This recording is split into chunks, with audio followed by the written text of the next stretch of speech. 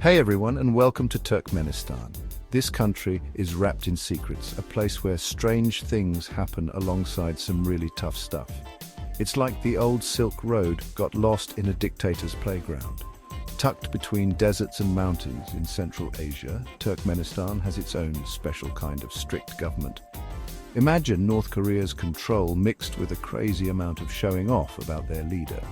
Most people don't know much about this hidden-away country, and there's a reason for that.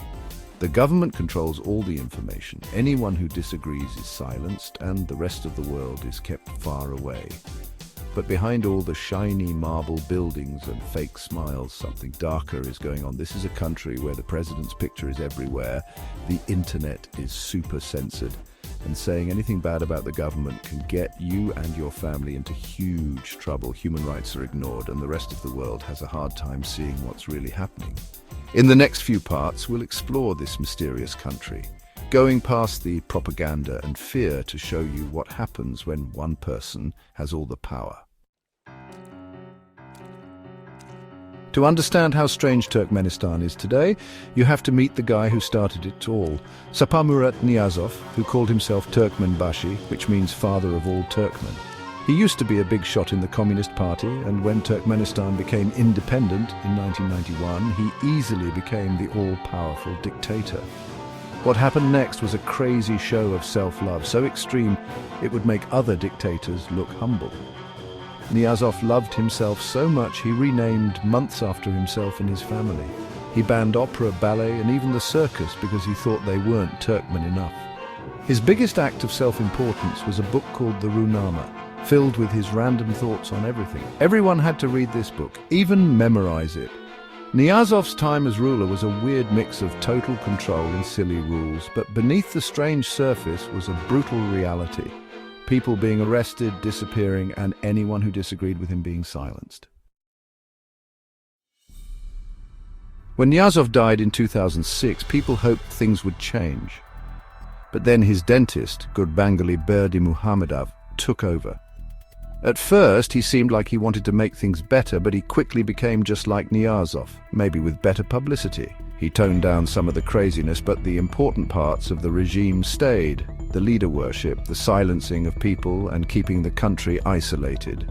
Berdymukhamedov loved big, expensive projects like a $2 billion airport shaped like a falcon and a $5 billion smart city in the desert. The Runama was still around, although not as important. Berdymukhamedov built up his own following, showing himself on TV doing all sorts of things, riding horses, lifting weights, rapping, even DJing. It was all to make him look strong and powerful. In 2022, Berdymukhamedov stepped down, giving power to his son Serdar. This kept the Berdymukhamedov family in charge and ended any hope of real change. The scariest thing about Turkmenistan's government is how it silences anyone who disagrees. It's basically a one-party country. No other parties are allowed, there are no independent news sources, and elections are fake. The government controls all information. The internet is heavily censored, and it's hard to see websites from other countries. Social media like Facebook, Twitter, and YouTube are blocked, and if you try to get around these blocks, you'll be punished. The government spies on everyone. People are scared to say what they think, even to their families. One wrong word can get you into serious trouble. People who challenge the government are treated terribly. Human rights groups have seen many cases of torture, people disappearing, and even killings. Prisons are packed and awful, with lots of abuse. The fear is everywhere. It stops people from being creative, thinking for themselves, and hoping for change.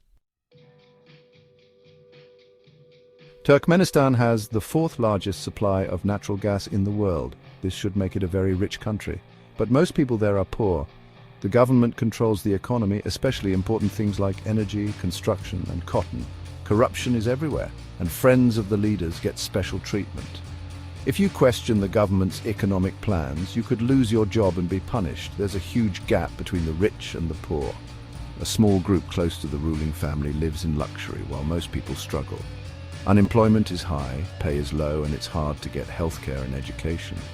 The government's bad decisions have hurt ordinary people. Even with all the natural gas, many families can't afford food. The idea of a better life is just a dream. The government's control goes beyond politics and money. It affects everything people do, from what they wear to what they watch on TV. The government knows that real power comes from controlling not just what people do, but what they think. The news only says what the government wants. Newspapers and TV are full of stories about how great the president is. Anyone who disagrees is silenced. Journalists who don't follow the rules are harassed, threatened, and put in jail. The internet is censored, so it's hard to get real news. This constant propaganda makes people scared and suspicious. They're afraid to say what they really think. They start to believe the government's lies and even control their own thoughts. This creates a society where everyone has to be the same, disagreeing is bad, and thinking for yourself is dangerous. It's a society where the human spirit is being crushed. The Turkmen government stays in power by making people worship the leader. It's so over the top, it would be funny if it weren't so sad. From the day they're born, people see pictures of their leaders everywhere. Everything the leader says is treated like it came from God. The president's picture is in every public place. It's a constant reminder of who's in charge. State TV shows him doing all sorts of things, riding horses, writing songs, shooting guns, playing sports, all to make him look amazing. This hero worship does two things. First, it distracts people from the real problems, the bad economy, the lack of freedom, and the human rights abuses. Second, it makes the leader seem untouchable, like no one can challenge him. The message is clear. The leader is all-powerful, and questioning him is like questioning the whole country. This isn't just about being vain, it's about controlling people and keeping the government in power.